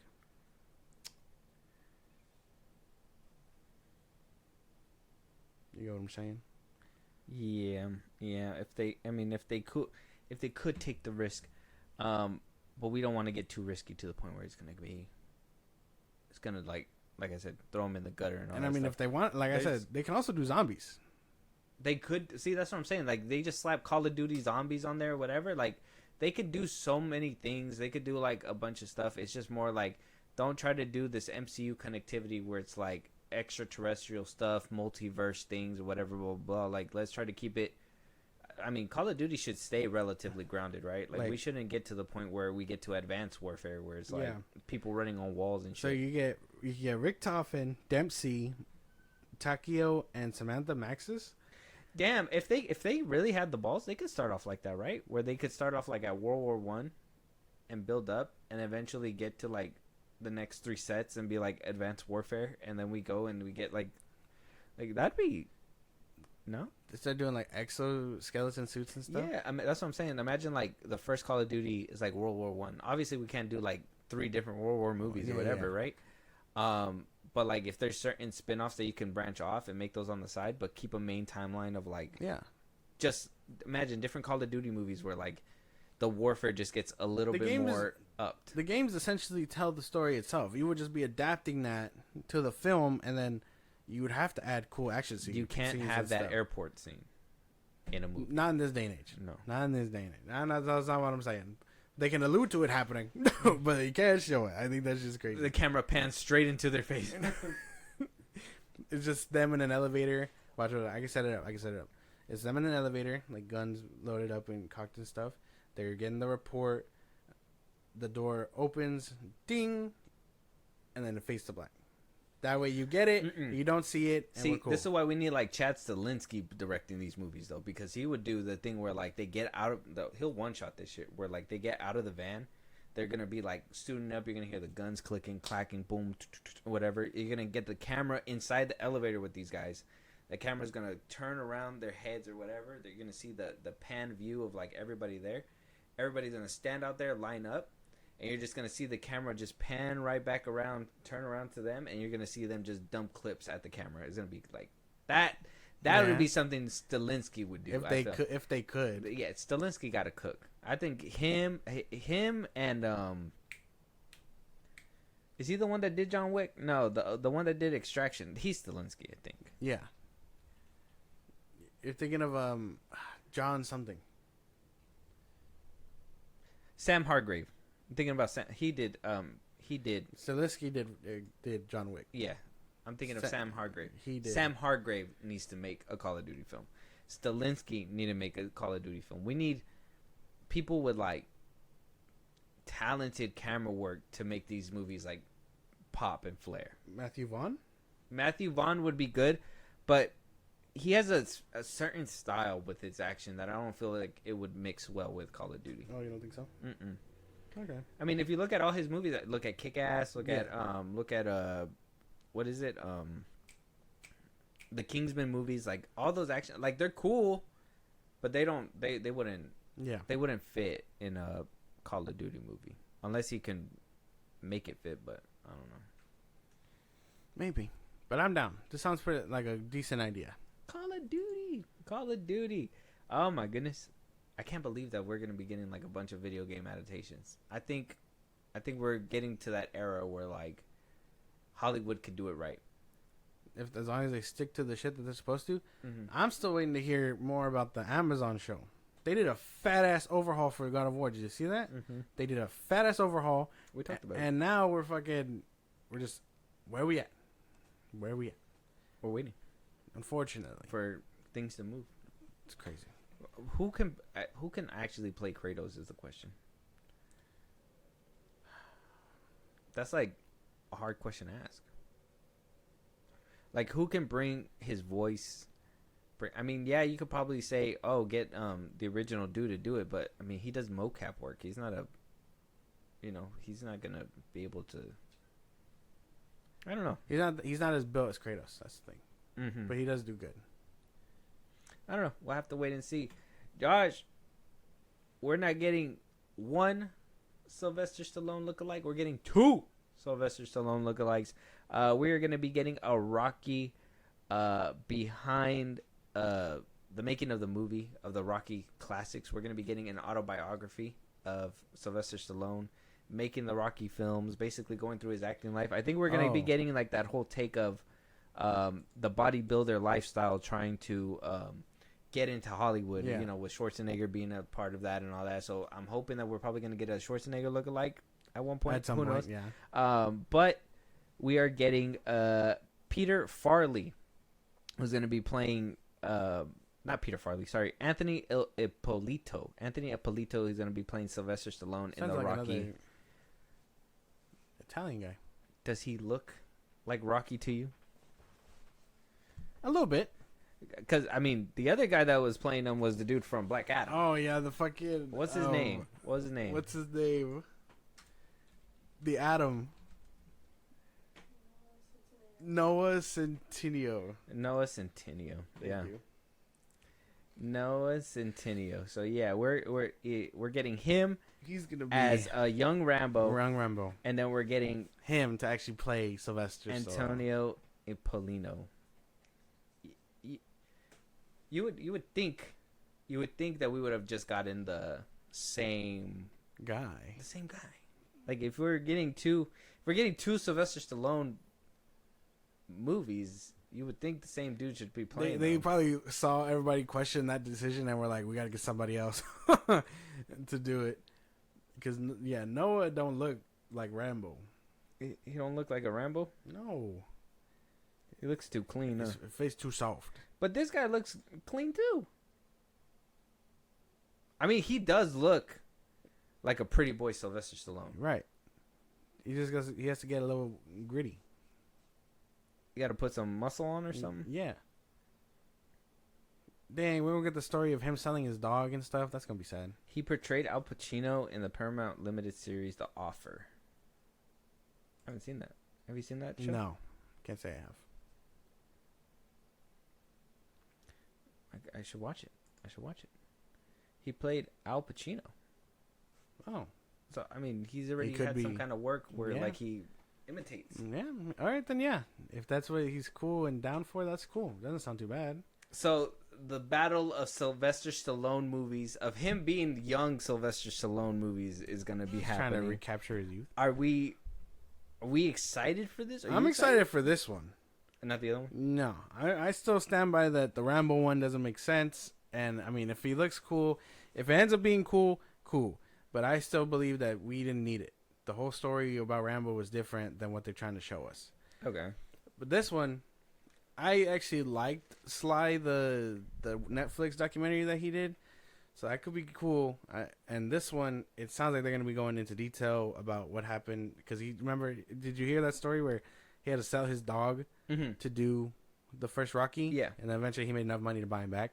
But I didn't know he bought it back. yeah, he bought him back. But he sold it to do that. So we're probably gonna get deep stories like that, struggling against Arnold.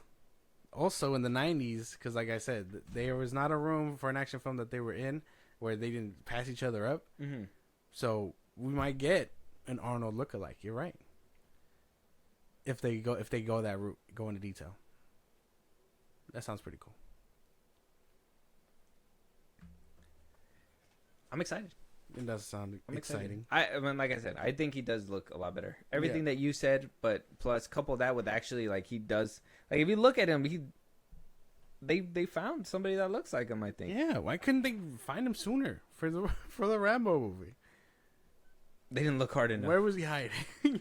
Apparently, he's been in the offer. I kind of want to see that show now. If he played a young Al Pacino.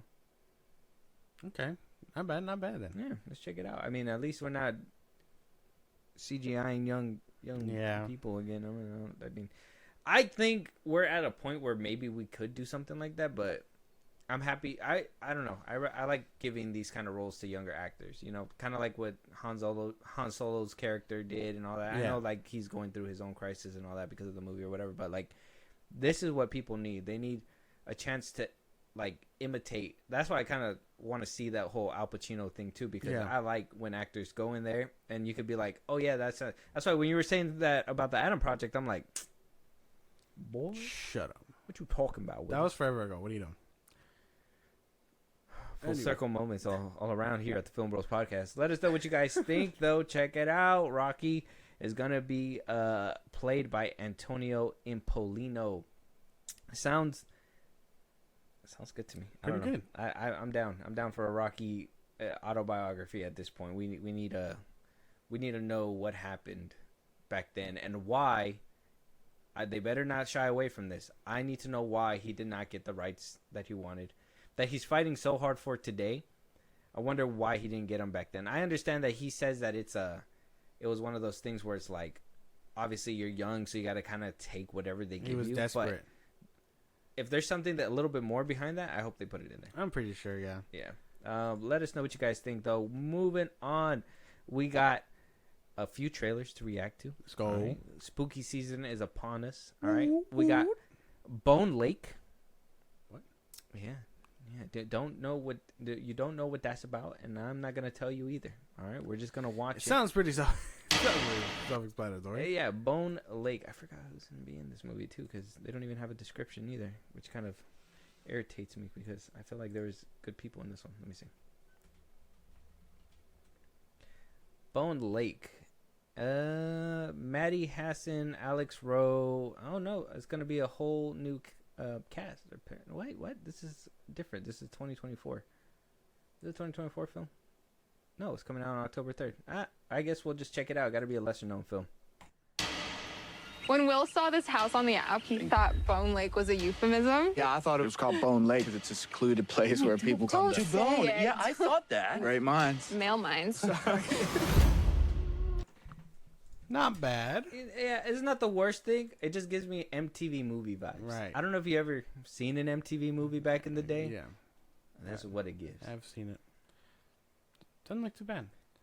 It I just gotta avoid Night Swim vibes. That's it.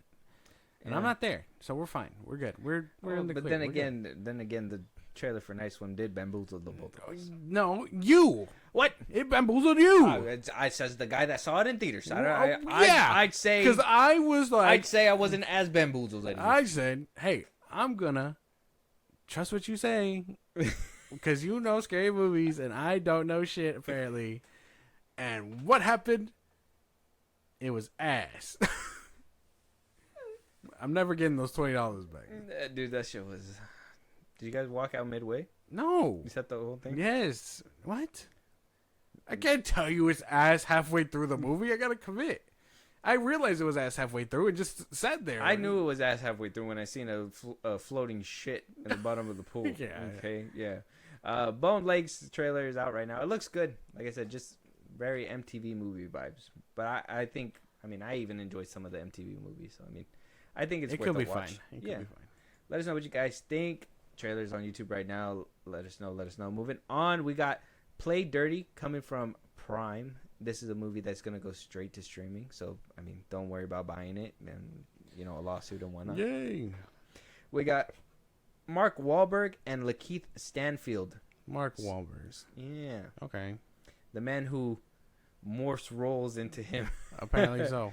And Lakeith Stanfield, which, I mean, if you know him, he's from, well, he was in Get Out. He was the not the main one, but the other guy. Yeah. He was also Death Note. He was in okay. Death Note. Okay. I loved him in Death Note. Right. I love Death Note. Right. Yeah. It's a good movie. You've never seen the... But I've seen the movie. Okay. The movie's good. So you don't have a range for anything. That's... What do you mean? The movie's good. Right. I'm just talking about the movie. But you haven't I don't want your anime nonsense in my film. Right, but you haven't seen the anime, so you don't have a range of reference for what good is in that aspect. I think the movie itself is good, and I don't need a reference because anime is not the reference I'm looking for. That's how you know if it's good or not. How do you know? Wait, what do you mean? Okay. So you telling me I gotta read a Superman comic to know if Superman is good? No, I'm not saying that. Yeah. I'm saying what I'm saying is anime and anime movies are two different things. Not so much like in the comic book space to film, but anime does a lot and changes a lot to the movie also. Yeah, it's kind of like when Dragon Ball Z came out. I'm gonna stop you there. Let's go. You're not having a serious conversation. I'm trying to think of like another live action. I mean, what is it? One Piece? Did you like One Piece? Yeah, that's an anime. But I haven't seen the anime. You see, so my bar for that, I may think it's good, but I don't have a bar of reference because that's my first time seeing it. People, anime watchers, and manga readers might look at the One Piece live action and be like, that was ass. But since I haven't seen it, it's pretty good. But there's not a lot of like live action anime stuff. Yeah, there is. There is? There's quite a bit, yeah. What do you mean? There's quite a bit, like, they name two. Fuck. Go on. What's that? Zombie 100, Right? Zombie 100. Then we watched that movie. Alita Battle Angel. Alita Battle Angel is another one. That's a good one. I watched that one. Knights of the Zodiac, One Piece, Terra Farmers, Bleach. There's a live action Bleach. Yeah. See, they On adapted. Netflix? They adapted for live action stuff all the it's time. on Netflix. A lot of these are on Netflix. Netflix be doing this. Yeah. So I mean, is there actually a bar reference? Because I mean, otherwise you get Dragon Ball Evolution. There is a bar. That's what I'm saying. Well, that's what I'm saying. Well, like if you're saying that Netflix is the bar, I'm not saying that Netflix is the bar. Netflix is not a high bar. The bar. But most of their movies are on Netflix. They're from Netflix. The bar is the anime and the manga of which it's adapted. Yeah. I understand that. Right. Kind of like Cowboy and Bebop, right? Yes. That's another one. Mm-hmm. That one got canceled relatively quick. Yes. Because it was nothing like the anime. Because it was nothing like the anime. Right. And that's from an anime watcher perspective. If you saw both, you'd be like, well, one was better than the other.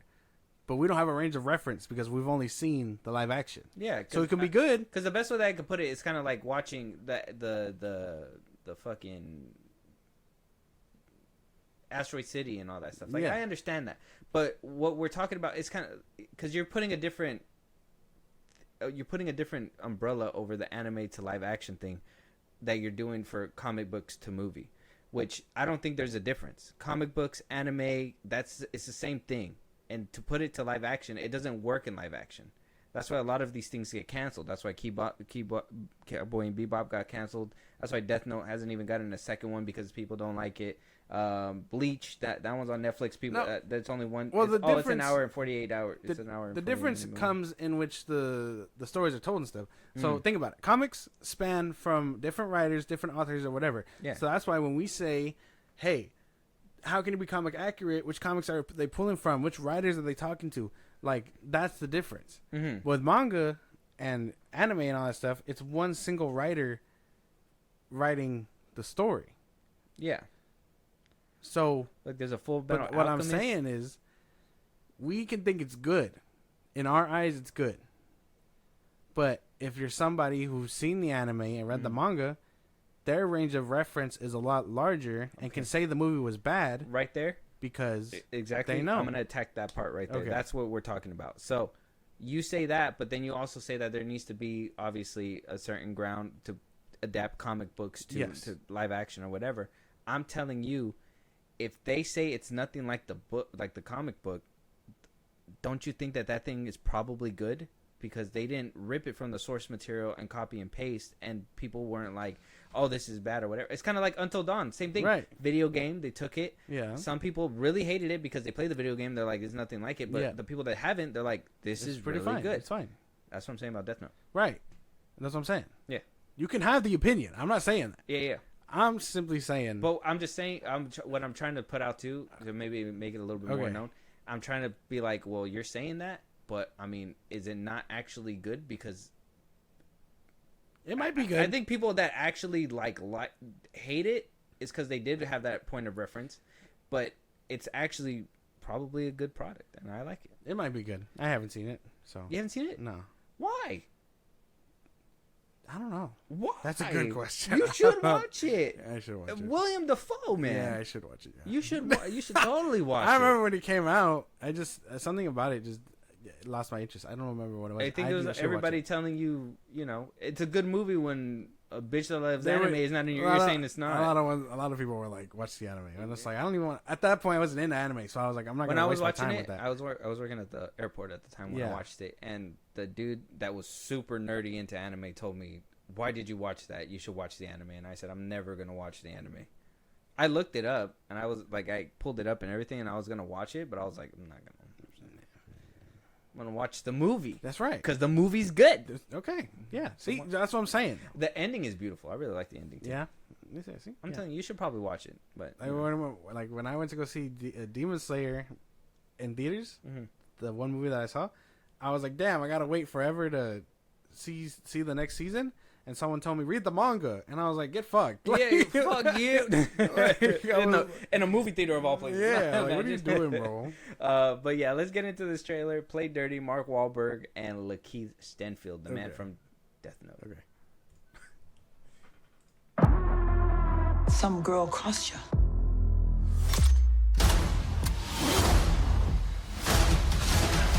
Just bad luck. Yeah, for her. It didn't look bad. I didn't like the CGI Wahlberg in the beginning. There's a lot of problems. Like, it's always the same problems with straight to streaming movies like this, and it's just the CGI. Look at him go. The same problem I had with Heads of State. Yeah. They want to get grand and do grand things, but they don't give them grand budget, so it looks bad. Sometimes, yeah. So, I mean, it looks funny. It looks fine. Mark Wahlberg as an action hero / heistman, fine concept. I'm down. It's just the movie just probably won't look as good. That's all. Yeah, I agree. Because I liked Heads of State, but yeah, that was one thing for me too, is the CGI. I'm happy that they put a lot of the money into the Air Force One scene or whatever, but like, yeah, everything else in the movie kind of lacked when it came to CGI and whatnot. Yeah, right? Weird. But yeah, this one, I wonder what they're going to put all their money towards on this one. Yeah, Bezos needs to not cheap out, but at the same time, it is just a streaming movie too. So that's why. So maybe they should